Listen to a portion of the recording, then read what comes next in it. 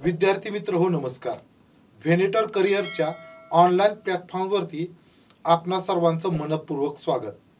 विद्यार्थी मित्र हो, आपणाला माहीतच आहे की या प्लॅटफॉर्मवरती आपण पोलीस भरती विषयक पूर्णपणे मोफत मार्गदर्शन घेत आहोत. त्या अंतर्गत मी तुम्हाला आधुनिक भारताचा इतिहास हा विषय शिकवत आहे.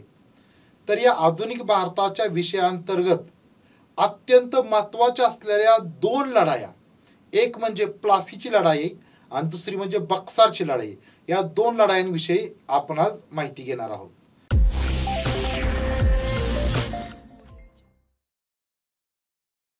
तर या प्लासीची लढाई आणि बक्सारची लढाई या दोन लढायांनीच काय केलं, इंग्रजांच्या सत्तेचा भारतामध्ये पाया घातला गेला. त्यामुळे या लढाया अत्यंत महत्त्वाच्या आहेत. प्लासी आणि बक्सारची लढाई लगेच आपण सुरुवात करूया. तर सुरुवात करूया आपण प्लासीच्या लढाईपासून.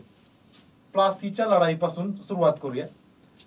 तर मित्रांनो, प्लासीच्या लढाईविषयी माहिती बघण्याच्या आधी तुम्ही या प्लासीच्या लढाईची तारीख लक्षात ठेवणं गरजेचं आहे. ती म्हणजे 23 जून 1757. कधी कधी एवढ्यावरच प्रश्न येतो. तर ही जी प्लासीची लढाई झाली, या प्लासीच्या लढाईची पार्श्वभूमी काय होती, प्लासीची लढाई का झाली, त्याची कारण मीमांसा काय, हे आपण या स्लाइड मध्ये बघणार आहोत. तर या प्लासीच्या लढाईची जी पार्श्वभूमी होती, ती पार्श्वभूमी होती अंधार कोठडीची घटना. पार्श्वभूमी होती अंधार कोठडीची घटना. तर बघा, या अंधार कोठडीची घटना काय आहे व्यवस्थित समजून घेऊया. मी एकदम थोडक्यात इथं मांडलेलं आहे, हेच फक्त मी तोंडी सांगणार आहे की ही लढाई झाली 1757ला. त्याच्या आधी ही अंधार कोठडीची घटना घडली. तर इंग्रजांनी फ्रेंचांच्या भीतीनं, इंग्रजांनी काय केलं, फ्रेंचांच्या भीतीनं त्यांचा कलकत्त्यामधला जो एक किल्ला होता, त्या किल्ल्याचं नाव आहे फोर्ट विल्यम. कलकत्त्याला एक किल्ला होता, फोर्ट विल्यम नावाचा किल्ला. हा किल्ला काय केला, तटबंदी करून युद्ध सज्ज केला. तटबंदी म्हणजे काय, तर संरक्षक भिंत, किल्ल्याभोवती एक संरक्षक भिंत बांधून हा किल्ला काय केला, युद्ध सज्ज केला. कशामुळं, तर फ्रेंचांच्या भीतीनं इंग्रजांनी हा कलकत्त्याचा फोर्ट विल्यम हा तटबंदी करून युद्ध सज्ज केला. पण यामुळे काय झालं, त्यावेळेचा जो बंगालचा नवाब होता, हे जे समजलं तेच बंगालचा जो नवाब होता, बंगालचा नवाब कोण, सिराज उद्दौला. सिराज उद्दौला हा नाराज झाला आणि या सिराज उद्दौलाने काय केलं, इंग्रजांना या फोर्ट विल्यम या किल्ल्याभोवतीची तटबंदी पाडण्याचा आदेश दिला. सिराज उद्दौलाने काय केलं, इंग्रजांना फोर्ट विल्यम या किल्ल्याभोवतीची तटबंदी पाडण्याचा आदेश दिला. पण इंग्रजांनी हा आदेश पाळला नाही, ती तटबंदी पाडली नाही. त्यामुळं चिडून काय झालं, सिराज उद्दौलानं या फोर्ट विल्यम या इंग्रजांच्या कलकत्त्यातील किल्ल्यावर हल्ला केला आणि तिथल्या 144, बघा 144 स्त्री आणि पुरुषांना बंदी बनवलं. 144 स्त्री आणि पुरुषांना बंदी बनवलं. आणि हे जे 144 लोक होती, ही जी 144 लोक होती, त्यांना एकदम छोट्याशा 18 बाय 14 फूट असलेल्या खोलीत किंवा 14 बाय 18 फूट असलेल्या खोलीमध्ये काय केलं, या 144 जणांना या बंगालचा जो नवाब होता सिराज उद्दौला यानं कोंडून ठेवलं. तर ही जी खोली होती 18 बाय 14 फुटांची, ही खोली फक्त छोटा दरवाजा असणारी खोली होती. या खोलीला छोटा दरवाजा होता, खिडक्या नव्हत्या. त्यामुळे या खोलीत काय झालं, 144 लोक गुदमरली आणि त्यापैकी 133 जणांचा मृत्यू झाला. 133 जणांचा कसा मृत्यू झाला, तर गुदमरून मृत्यू झाला. तर बघा, ही जी घटना घडली, 133 जणांचा कलकत्त्याच्या फोर्ट विल्यम या किल्ल्यावर गुदमरून मृत्यू झाला. या घटनेलाच काय म्हटलं जातं, अंधार कोठडीची घटना किंवा ब्लॅक होल ट्रॅजेडी असं याला म्हटलं जातं. तर ही घटनाच कशाला कारणीभूत ठरली, प्लासीच्या लढाईला. कारण का, तर ही अंधार कोठडीच्या घटनेमुळे काय झालं, इंग्रजांची 133 लोक गुदमरून मेली. याचा राग इंग्रजांना आला आणि त्यामुळे इंग्रजांनी काय केलं, रॉबर्ट क्लाईव्ह म्हणून यांचा एक सेनानी होता, त्याच्या नेतृत्वाखाली या बंगालच्या नवाबावर आक्रमण केलं. बंगालच्या नवाबावर काय केलं, आक्रमण केलं. आणि त्या आक्रमणादरम्यान काय झालं, आक्रमण केलं त्यावेळेस हा बंगालचा जो नवाब आहे, बंगालचा नवाब कोण? सिराजुद्दौला. बघा, बंगालचा नवाब सिराजुद्दौला, बंगालचा नवाब सिराजुद्दौला आणि इंग्रजांचा सेनानी रॉबर्ट क्लाइव्ह, इंग्रजांचा सेनानी रॉबर्ट क्लाइव्ह यांच्यात प्लासी इथं लढाई झाली. यांच्यात प्लासी इथं लढाई झाली. प्लासी इथं लढाई का झाली तर त्याला कारणीभूत ठरली अंधार कोठडीची घटना. ती आत्ताच मी तुम्हाला सांगितली. तर अंधार कोठडीच्या घटनेमुळं चिडून इंग्रजांनी काय केलं, बंगालच्या नवाबावर आक्रमण केलं आणि बंगालचा हा नवाब आणि इंग्रज यांच्यात ही लढाई झाली. कुठं? प्लासी या ठिकाणी लढाई झाली. प्लासी या ठिकाणी लढाई झाली. 23 जून 1757 ला लढाई झाली. तर या प्लासीच्या लढाईत काय झालं, इंग्रजांचा विजय झाला. प्लासीच्या लढाईत इंग्रजांचा विजय झाला. या रॉबर्ट क्लाइव्ह याचा विजय झाला. तो विजय कशामुळे झाला तर इंग्रजांची ताकद जास्त होती म्हणून नव्हे, तर हा जो बंगालचा नवाब आहे सिराजुद्दौला याचा जो सेनापती होता, हा बंगालचा नवाबाचा जो सेनापती होता त्याचं नाव आहे मीर जाफर. बंगालचा नवाबाचा सेनापती मीर जाफर हा ऐन लढाईच्या वेळेस इंग्रजांना सामील झाला, म्हणजे इंग्रजांना फितूर झाला. बघा, प्लासीच्या लढाईत सिराजुद्दौला का हरला, सिराजुद्दौलाचा पराभव का झाला तर सिराजुद्दौलाचा जो सेनापती होता तो मीर जाफर म्हणून सेनापती होता, हो हा प्लासीच्या लढाई वेळी काय झाला, इंग्रजांना सामील झाला, म्हणजेच रॉबर्ट क्लाइव्हला सामील झाला. त्यामुळे काय झालं, सिराजुद्दौलाचा पराभव झाला. आणि सिराजुद्दौलाचा पराभव झाला आणि पराभवानंतर इंग्रजांनी काय केलं, या सिराजुद्दौलाला ठार केलं. प्लासीच्या लढाईनंतर इंग्रजांनी काय केलं, सिराजुद्दौलाला ठार केलं, म्हणजे त्याचा तिथं मृत्यू झाला. तर बघा, प्लासीची लढाई आहे ती इंग्रजांनी कशी धोक्याने जिंकलेली आहे. तुमच्या मुद्दा लक्षात येईल, धोक्याने जिंकलेले म्हणजे काय केलं तर जो बंगालचा नवाब होता त्याच्या सेनापतीलाच फोडलं, त्याच्या सेनापतीला नवाब पदाचं आमिष दाखवलं की हा सिराजुद्दौलाचा पराभव झाला तर मीर जाफरला पुढला नवाब बनवलं जाईल असं त्याला आमिष दाखवून काय केलं, त्या सेनापतीला फोडलं. त्याचबरोबर इतर अजून काही लोक जी बंगालचा नवाब सिराजुद्दौला कडील जी लोक होती त्यांना काय केलं, इंग्रजांनी स्वतःकडे सामील करून घेतलं किंवा फितूर केलं. तर अशा लोकांच्या विषयी पण परीक्षेला प्रश्न आलेले आहेत. अनेक परीक्षांना पाठीमागे प्रश्न आले आहेत, त्यामुळे लोकांची नावं आपल्याला माहीत पाहिजेत. तर या प्लासीच्या लढाई वेळी रॉबर्ट क्लाइव्ह हा जो इंग्रजांचा सेनापती होता किंवा सेनानी होता त्याला सामील झालेले नवाबाकडील लोक कोण होते, तर हा मुख्य सेनापती मीर जाफर तर सामील झाला, त्यामुळेच सिराजुद्दौलाचा पराभव झाला. त्यानंतर बंगालच्या नवाबाचा खजिनदार होता. खजिनदार म्हणजे काय तर ज्याच्याकडं राज्याकडे येणारा सगळा महसूल किंवा राज्याकडे येणारं सगळं उत्पन्न ज्याच्याकडे ठेवलं जातं त्याला आपण काय म्हणतो, खजिनदार. तर हा खजिनदार होता राय दुर्लभ, हा पण काय झाला, फितूर झाला किंवा इंग्रजांना सामील झाला. त्याचबरोबर एक सावकार होता जगत सेठ म्हणून आणि एक व्यापारी होता उमीचंद म्हणून. उमीचंद किंवा काही ठिकाणी त्याला अमीचंद असं पण त्याचं नाव येतं. तर ही लोक काय झाली, प्लासीच्या लढाई वेळी इंग्रजांना सामील झाली, इंग्रजांना म्हणजेच रॉबर्ट क्लाइव्हला सामील झाली. त्यामुळे प्लासीच्या लढाईत इंग्रजांचा विजय झाला आणि बंगालचा नवाब सिराजुद्दौलाचा पराभव झाला. पराभवानंतर सिराजुद्दौलाला इंग्रजांनी ठार केलं. तर अशा पद्धतीने काय झाली, प्लासीची लढाई झाली. तर या लढाईचं भारताच्या इतिहासात महत्व काय आहे याच्यावर पण परीक्षेला प्रश्न येतो. ही जी प्लासीची लढाई आहे तिचं भारताच्या इतिहासामध्ये महत्व काय आहे तर ही जी लढाई आहे बघा, प्लासीची लढाई आहे, त्या लढाईनं किंवा युद्धानं काय केलं तर बंगालमध्ये इंग्रजी सत्तेचा पाया घातला गेला. बंगालमध्ये काय झालं तर इंग्रजी सत्तेचा पाया घातला गेला. प्लासीच्या लढाईचं महत्व काय आहे तर प्लासीच्या लढाईमुळे काय झालं, बंगालमध्ये म्हणजे बंगाल प्रांतामध्ये इंग्रजी सत्तेचा पाया घातला गेला, इंग्रजी सत्तेचा पाया घातला गेला. तर बघा, ही जी प्लासीची लढाई झाली त्याच्यामध्ये बंगालचा नवाब तर मारला गेला सिराजुद्दौला.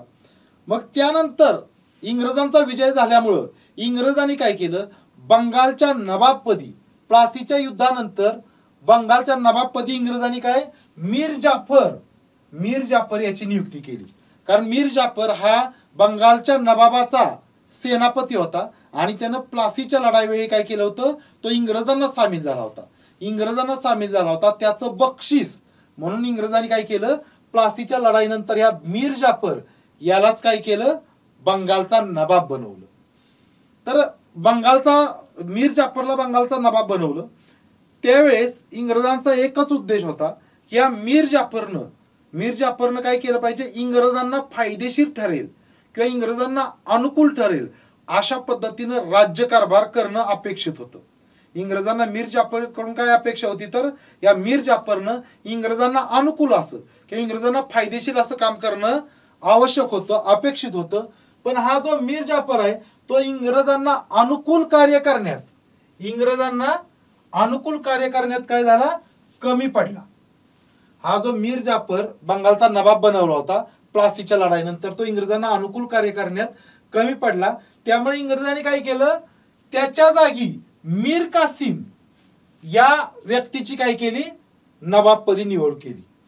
मीर कासिमची नियुक्ती काय केली, तर मीर कासिमच्या आधी जो होता मीर जाफर हा इंग्रजांना फायदेशीर असं काम करण्यात कमी पडला. त्यामुळे मीर जाफरच्या जागेवर इंग्रजांनी मीर कासिमची नियुक्ती केली बंगालचा नवाब म्हणून. बंगालचा नवाब आता कोण झाला, मीर कासिम. तर हा मीर कासिम कोण होता, तर मीर कासिम दुसरा तिसरा कोण नसून त्या मीर जाफरचा जावई होता. मीर कासिम हा कोण होता, मीर जाफरचा जावई होता. एवढं फक्त लक्षात ठेवा. आता बघा, प्लासीच्या लढाईनंतर काय झालं, पहिल्यांदा मीर जाफरला नवाब बनवलं, पण मीर जाफर योग्य काम करेना. त्यामुळे इंग्रजांनी काय केलं, त्याच्या जागेवर मीर कासिम या त्याच्या जावयाला बंगालचा नवाब म्हणून नेमलं. आता आपण पुढे जाऊया.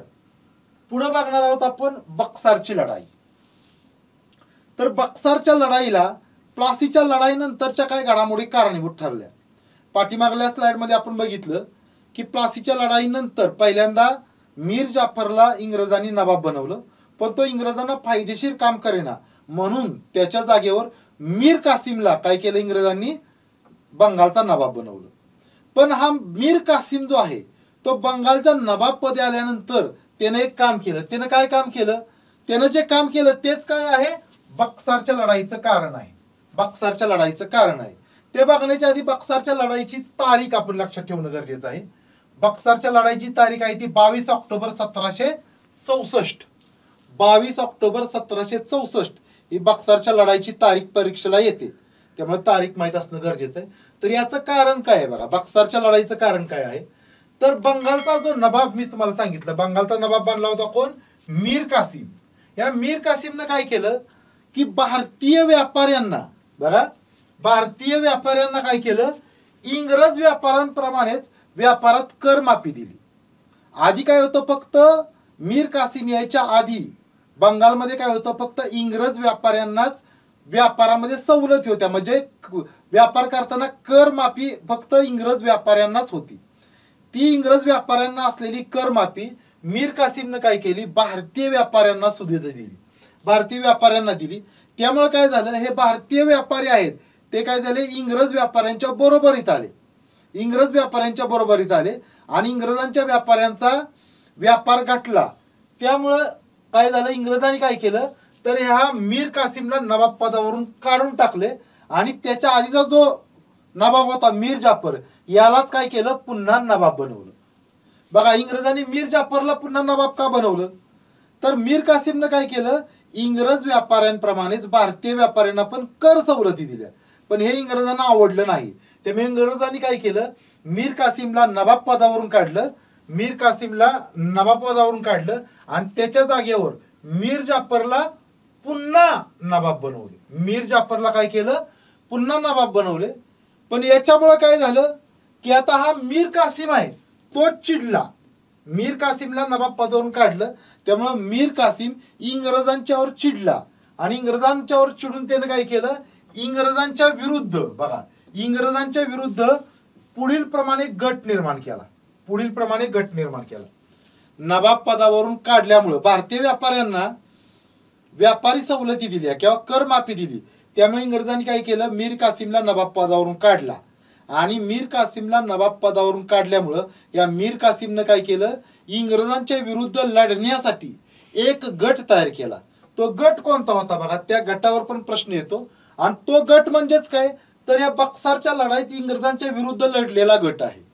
हा जो मीर कासिमने निर्माण केलेला गट आहे इंग्रजांच्या विरुद्ध, तो गट इंग्रजांच्या विरुद्ध कुठं लढला, तर या बक्सारच्या लढाईत लढला. या बक्सारच्या लढाईत लढला. तर त्या गटामध्ये कोण होतं, तर मीर कासिम स्वतः होताच. मीर कासिम स्वतः होता. त्याचबरोबर शुजाउद्दौला म्हणून अवधचा नवाब होता. अवधचा नवाब कोण होता, शुजाउद्दौला. हा पण मीर कासिमच्या गटातच होता. आणि त्यानंतर दिल्लीचा बादशाह शाह आलम, दिल्लीचा बादशाह शाह आलम, दिल्लीचा मुघल बादशाह शाह आलम हा सुद्धा मीर कासिमच्या गटात होता. तर बघा या तिघांनी, हे जे तिघ जणी आहेत मीर कासिम, शुजाउद्दौला आणि शाह आलम, या तिघांनी मिळून इंग्रजांच्या विरुद्ध हे बक्सारचं युद्ध केलं किंवा बक्सारची लढाई केली. बक्सारची लढाई केली. तर या बक्सारच्या लढाईमध्ये भारतीयांतर्फे कोण होतं, तर हे मीर कासिम, शुजाउद्दौला आणि शाह आलम. तर इंग्रजांतर्फे कोण होतं बघा, या बक्सारच्या लढाईत इंग्रजांचं नेतृत्व कोणी केलं होतं, मेजर मनरो याने केलं होतं. कोणी केलं होतं, मेजर मनरो यांनी केलं होतं. हा मुद्दा लक्षात ठेवणं गरजेचं आहे. प्लासीच्या लढाईत इंग्रजांचं नेतृत्व कोणी केलं होतं, तर रॉबर्ट क्लाइव्ह याने केलं होतं. रॉबर्ट क्लाइव्ह याने केलं होतं. आणि बक्सारच्या युद्धात इंग्रजांचं नेतृत्व करणारा कोण आहे, मेजर मनरो आहे. तर या युद्धाचा परिणाम काय झाला, बक्सारची जी लढाई झाली 22 ऑक्टोबर 1764 ला, त्याचा परिणाम काय झाला, तर मीर कासिम आणि त्याच्या गटाचा पराभव झाला. म्हणजे बक्सारच्या युद्धात हे तिघजणी तगडे भारतातले राज्यकर्ते एकत्र आले होते. या तिन्ही राज्यकर्त्यांच्या, मीर कासिम आणि त्याचा जो गट होता, या तिन्ही राज्यकर्त्यांचा काय झाला, पराभव झाला आणि इंग्रजांचा विजय झाला. इंग्रजांचा विजय झाला. आणि इंग्रजांचं नेतृत्व कोण करत होतं, मेजर मनरो. Major Munro. तर बघा जे बक्सारच्या युद्धात काय झालं, बक्सारच्या लढाईत काय झालं, भारतीय जे सत्ताधीश होते मीर कासिमच्या नेतृत्वाखालील, त्यांचा पराभव झाला आणि इंग्रजांचा विजय झाला. या युद्धानंतर काय झालं की पराभवानंतर मीर कासिम जो आहे तो दिल्लीला पळून गेला. मीर कासिम आहे तो दिल्लीला पळून गेला आणि दिल्लीमध्येच त्याचा पुढे मृत्यू झाला. तो दिल्लीला पळून गेला. पण जे हे शाह आलम, जो दिल्लीचा बादशाह होता शाह आलम आणि शुजाउद्दौला, हे मात्र काय झाले, इंग्रजांना शरण गेले. बक्सारच्या युद्धानंतर काय झालं, तर मीर कासिम दिल्लीला पळून गेला आणि जे शाह आलम आणि शुजाउद्दौला जो अवधचा नवाब होता, हे काय झाले, इंग्रजांना शरण गेले. तर हे शाह आलम आणि शुजाउद्दौला इंग्रजांना शरण गेले. शरण गेल्यानंतर इंग्रजांनी काय केलं, तर ह्या दोघांच्या, शाह आलम आणि शुजाउद्दौला यांच्याबरोबर एक तह केला. तो तह म्हणजे अलाहाबादचा तह. तो तह म्हणजे कोणता आहे, अलाहाबादचा तह. पण हा तह जो आहे तो 1765 ला झाला. हा तह झालेला आहे कधी, 1765 ला तह झालेला आहे. तो शाह आलम आणि शुजाउद्दौला यांच्या बरोबर केलेला आहे. त्याच्या आधी आपण इथली एक महत्वाची घडामोड बघूया, ते म्हणजे बक्सारच्या युद्धाचे महत्व. तर बघा बक्सारच्या युद्धात तर काय झालं, उत्तर भारतातले जे सर्वात महत्वाचे सत्ताधीश होते, त्यात सर्वात महत्वाच्या सत्ताधीशांचा, त्यामध्ये दिल्लीचा मुघल बादशाह शाह आलम सुद्धा होता, यांचा पराभव झाला. त्यामुळे काय झालं, तर या बक्सारच्या लढाईमुळे काय झालं, तर उत्तर भारतात इंग्रजी सत्ता दृढमूल झाली. इंग्रजी सत्ता दृढमूल झाली. हे द असं आहे, इंग्रजी सत्ता काय झाली, दृढमूल झाली. दृढमूल झाली म्हणजेच काय झाली, तर तिची मुळं मजबूत झाली. इंग्रजी सत्तेची उत्तर भारतातील मुळं मजबूत झाली म्हणजे ती इंग्रजी सत्ता दृढमूल झाली, असंही परीक्षेला वाक्य येतं. किंवा दुसरं वाक्य काय येतं, तर उत्तर भारतात इंग्रजी सत्तेचा पाया घातला गेला. उत्तर भारतात इंग्रजी सत्तेचा पाया मजबूत झाला. उत्तर भारतात इंग्रजी सत्तेचा पाया मजबूत झाला, हेच वाक्य तुम्ही लक्षात ठेवा. कारण प्लासीच्या लढाईमुळे काय झालं, बंगाल प्रांतात इंग्रजी सत्तेचा पाया घातला गेला, असं मी तुम्हाला सांगितलं. प्लासीच्या लढाईमुळे काय झालं, बंगाल प्रांतात इंग्रजी सत्तेचा पाया घातला गेला. तर बक्सारच्या लढाईमुळे काय झालं, उत्तर भारतात इंग्रजी सत्तेचा पाया मजबूत झाला. इंग्रजी सत्तेचा पाया मजबूत झाला, हीच वाक्य परीक्षेला येतात. किंवा बक्सारच्या युद्धामुळे काय झालं, उत्तर भारतात इंग्रजी सत्ता दृढमूल झाली. आता बघूया आपण शेवटी थोडं अलाहाबादच्या तहाविषयी मी आधी सांगितलं, तर याच्याविषयी आपण थोडी व्यवस्थित माहिती बघूया. तर हा अलाहाबादचा तह आहे तो 1765 ला झालाय बरं का. बक्सारची लढाई झाली 1764ला, पण अलाहाबादचा जो तह आहे तो झालाय कधी 1765ला. हे साल तुम्ही लक्षात ठेवणं गरजेचं आहे. तर बघा, बक्सारच्या युद्धानंतर शाह आलम जो दिल्लीचा बादशाह होता, शाह आलम आणि अवधचा नवाब शुजाउद्दौला यांच्या बरोबर इंग्रजांनी हा अलाहाबादचा तह केला. पण इंग्रजांच्या तर्फे हा तह करणारा कोण होता, तर रॉबर्ट क्लाइव्ह होता. इंग्रजांतर्फे अलाहाबादचा तह कोणी केला, रॉबर्ट क्लाइव्ह यानं केला. याच्यावर तुमच्या परीक्षेला प्रश्न काय येतो की बक्सारच्या लढाईनंतर इंग्रजांनी मुघल बादशाह शाह आलम आणि अवधचा नवाब शुजाउद्दौला यांच्या बरोबर कोणता तह केला, तर तो अलाहाबादचा तह केला. किंवा अलाहाबादचा तह कोणत्या वर्षी झाला, 1765ला. किंवा अलाहाबादचा तह करताना इंग्रजांतर्फे कोण होतं, तर तो होता रॉबर्ट क्लाइव्ह होता. बक्सारच्या युद्धावेळी युद्ध कोणी जिंकलंय, तर मेजर मनरोनं जिंकलेला आहे. पण बक्सारच्या युद्धानंतर जो अलाहाबादचा तह झाला तो मात्र रॉबर्ट क्लाइव्हने केलाय, हे लक्षात घेणं गरजेचं आहे. तर हा अलाहाबादचा तह आहे मित्रांनो, तो पण अत्यंत महत्वाचा आहे. त्याच्याविषयी अधिक माहिती आपण पुढल्या लेक्चरमध्ये घेणार आहोत. कारण अलाहाबादच्या तहामुळेच अजून काय महत्वाच्या घडामोडी घडलेल्या आहेत, त्याच्याविषयी स्वतंत्र माहिती घेणं गरजेचं आहे. इथं फक्त ह्या बक्सारच्या लढाईनंतर संदर्भ आलेला आहे, त्यामुळे मी थोडक्यात माहिती सांगितलेली. तर हा अलाहाबादचा तह आणि बंगालमधली दुहेरी राज्य व्यवस्था याच्याविषयी माहिती आपण नंतरच्या व्हिडिओमध्ये बघणार आहोत. आता आपण एवढंच फक्त बघूया आणि इथंच थांबूया. तर अशा पद्धतीने आपण आज प्लासीची लढाई आणि बक्सारची लढाई यांच्यावर पोलीस भरती तसेच सगळ्या सरळ सेवा किंवा अगदी MPSC पर्यंतच्या परीक्षांना ज्या ज्या मुद्द्यांवर प्रश्न येतात ते सर्व मुद्दे आपण कव्हर केलेले आहेत. तर हा जर व्हिडिओ तुम्हाला आवडला असेल तर लाईक करा, तुमच्या मित्रांना शेअर करा आणि आपल्या व्हेनेटर करिअरचं जे चॅनल आहे त्याला सबस्क्राईब करायला विसरू नका. धन्यवाद.